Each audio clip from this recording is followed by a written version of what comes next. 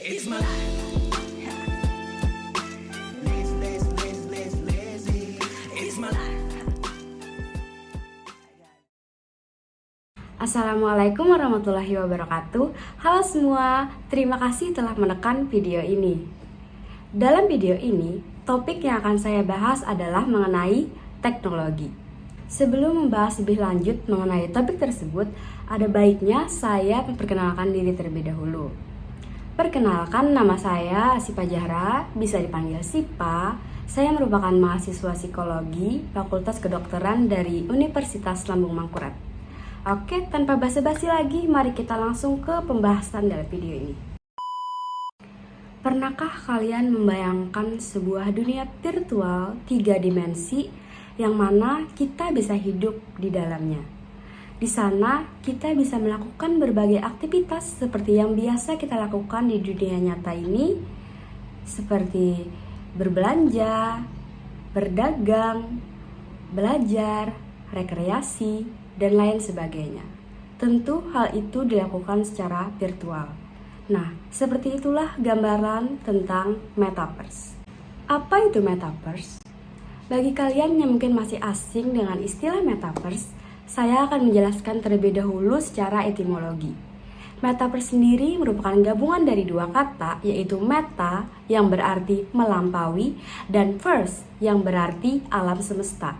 Sehingga jika diartikan secara lebih detail, maka metaverse adalah ruang yang berisi materi yang melampaui semua hal yang terlihat di dunia ini.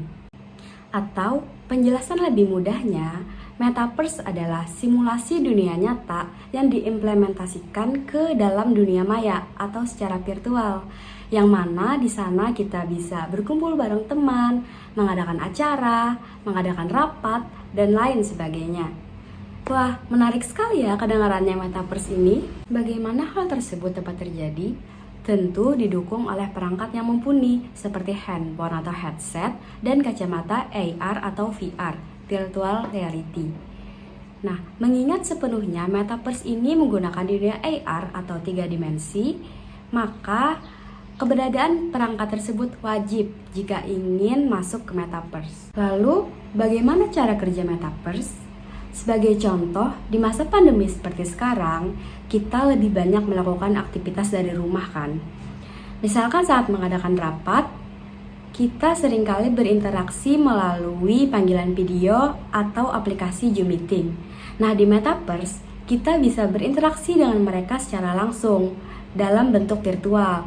Jadi seperti mereka benar-benar ada di hadapan kita. Kehadiran metaverse tentu memiliki dampak untuk kehidupan manusia, terlebih bagi generasi muda.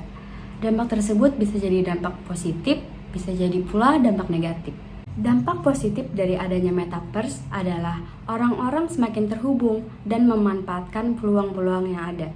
Kita bisa belajar di metaverse, misalkan ingin belajar bahasa asing, dengan cara ingin berinteraksi secara langsung dengan orang asing. Nah, kita tidak perlu pergi ke luar negeri untuk bertemu dengan mereka. Di metaverse, kita bisa bertemu dan berinteraksi dengan mereka secara virtual. Namun, hal ini pula dapat menyebabkan seseorang semakin tenggelam dalam dunia virtual. Hal ini biasanya disebabkan oleh rasa nyaman seseorang itu saat berada di dunia virtual daripada di dunia nyata. Contoh lain dampak negatifnya, menurut saya, saat ini sudah banyak generasi muda kita yang kecanduan terhadap game online. Hayo, siapa di sini yang udah kecanduan sama game online? Pagi, siang, malam kerjanya main game terus. Nah, kalian tentu sudah tahu kan, banyak dampak negatif dari kecanduan game. Nah, sebenarnya game-game saat ini yang banyak membuat orang kecanduan itu teknologinya masih di bawah dari metaverse. Nah, saya membayangkan jika nanti game di metaverse bermunculan, tentunya dengan teknologi yang lebih canggih lagi, yang lebih wah lagi, tentu akan lebih banyak orang yang kecanduan dan semakin banyak pula dampak negatif yang akan ditimbulkan. Lalu, setelah membahas dampak dari metaverse, apa sih keterlibatan generasi muda di metaverse? Dilansir dari Market Insider, para investor dan perusahaan besar bertaruh bahwa generasi muda akan sangat antusias terhadap metaverse dan menjadi pendorong masa depan virtual. Terdapat sebesar 48% dari generasi muda, yaitu mereka yang berusia antara 25 sampai 40 tahun yang setuju bahwa metaverse merupakan sesuatu yang menjanjikan di kemudian hari. Lebih lanjut mengenai survei yang dilakukan, terdapat 37% generasi muda yang meyakini bahwa merupakan sesuatu yang layak untuk menghabiskan uang di metaverse guna memiliki barang digital yang unik. Lalu, apakah generasi muda sudah siap menghadapi metaverse? Sebagian besar, bahkan hampir semua generasi muda tentu memiliki sosial media. Contohnya pada tahun 2004, ketika Facebook pertama kali diluncurkan, generasi muda yang saat itu memiliki telepon genggam banyak yang memiliki Facebook. Lalu pada tahun 2013, ketika aplikasi BBM, kalian masih ingat dengan BBM? Itu diluncurkan. Nah, generasi muda pada zaman itu juga banyak yang memiliki aplikasi tersebut. Tahun-tahun berikutnya, aplikasi sosial media lainnya banyak bermunculan dan generasi muda terus memiliki aplikasi-aplikasi tersebut sesuai dengan perkembangan zamannya.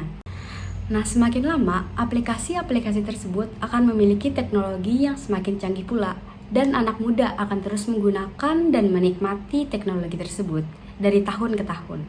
Melihat dari ketertarikan generasi muda terhadap teknologi, maka menurut saya generasi muda sudah cukup siap untuk menghadapi metaverse karena sudah terbiasa dengan perkembangan teknologi yang terus berkembang sesuai perkembangan zaman.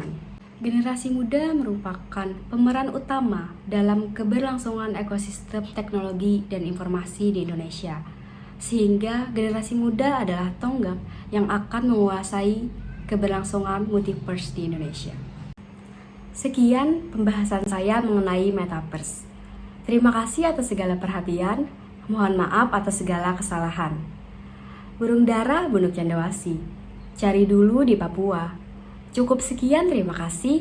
Semoga bermanfaat untuk semua. Dadah. Wassalamualaikum warahmatullahi wabarakatuh.